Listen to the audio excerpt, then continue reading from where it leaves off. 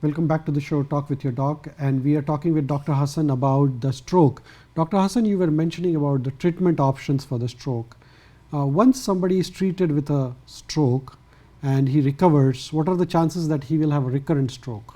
Yes, this is the reason actually to do all the kind of investigation that we do on every and each patient who present with either stroke or a mini stroke, which is a transient ischemic attack or a TIA. So we, as a standard of care, we do carotid Doppler, which is an ultrasound to check the arteries here, which is in 20% of cases the cause of the stroke, if it's on the same side where the patient had the stroke.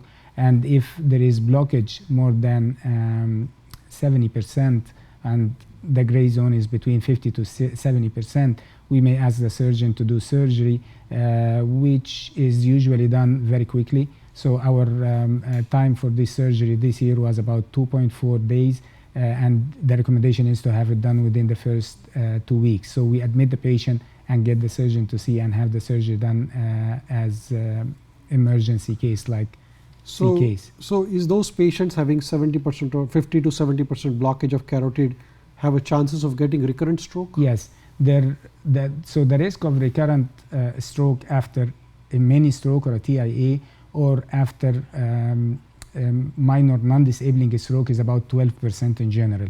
If they have blockage of the artery here, like 70% plus or minus, their risk would increase to more than 30%, so 32% or so. And if they have irregular heartbeats, a condition we call atrial fibrillation, the risk again increased to more than 30% of having a stroke within the first 90 days. Most of these happen in the first 48 hours, and that's why we have to deal like on earlier basis with all the investigation required here.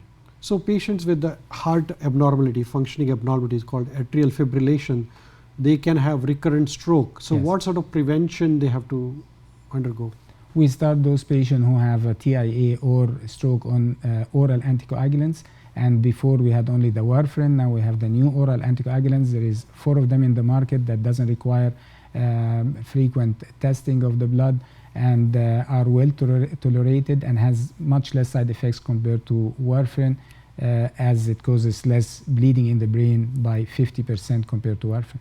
So once you are cured from the acute stroke, there is a chance that you will have another stroke. So you need to take this medications if you have atrial fibrillation for lifelong, or how long they have to Yes, take? for atrial fibrillation we recommend it for life. And for the carotid artery disease, if it's less than 50% but still the cause, or if we don't know the cause, which is cryptogenic stroke in 30% of cases, or if they have a small artery disease leading to small lacunar type stroke, which is less than 1 centimeter in diameter, this is the size of a stroke, then we give them blood thinner, aspirin and Plavix for at least 4 weeks, after which we stop one of the medication and continue on only one of the blood thinner. So they have to continue blood thinner for whole life then? Yes. Probably, as long as they... Correct.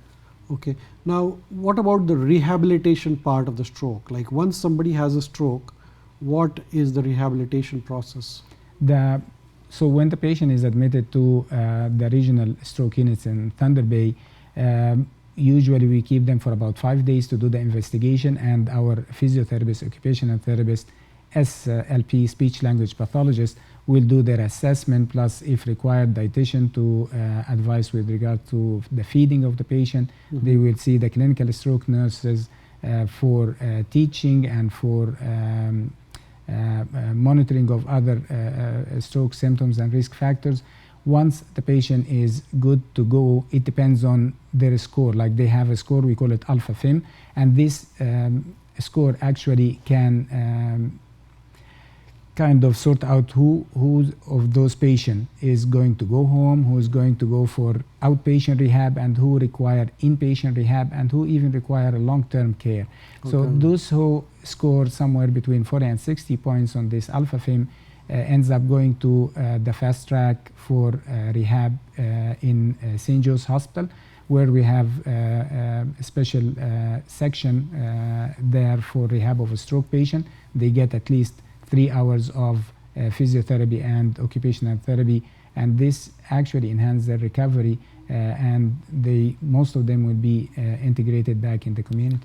So anywhere from few weeks to few months, patient may need Correct. to completely come back to the normal condition probably. Yes. Does anybody have a permanent disability ever, or? Yes, we said that 10% have severe disability, about 40% have moderate to severe, but they are still able to function, Okay. 25 minor, and 10% recover completely. Right. Now, what can be done to prevent the stroke in the community? I think, as you mentioned, like management of the risk factors. So good control of high blood pressure, diagnosis and control, because if you don't see a physician, then most Yes. probably you will have blood pressure, high blood pressure, without knowing that you have this a risk condition. factor, yeah. Right. And diabetes, good control of diabetes. We have like diabetes care everywhere here, Everywhere. including complex diabetes Yes. center, which looks after the more complicated cases. Change lifestyle, exercises, no smoking, and not to exceed certain limits when it comes to consuming alcohol. And again, the awareness about the FAST symptoms, right? One Correct. need to know what are the earlier signs and symptoms, and if we can diagnose it, then as you say, time is the brain probably. So as soon as we diagnose, then we call 911 and get them to the hospital probably. This is exactly what we want to do. Thank you, Dr. Hassan. It was really, really informative. And this June month is a stroke awareness month, so we are really thankful to you for giving us the guidance on the stroke. Oh, thank you for having me, Thank and thank you for remembering the stroke. Thank you. Okay. Thank you for watching the show.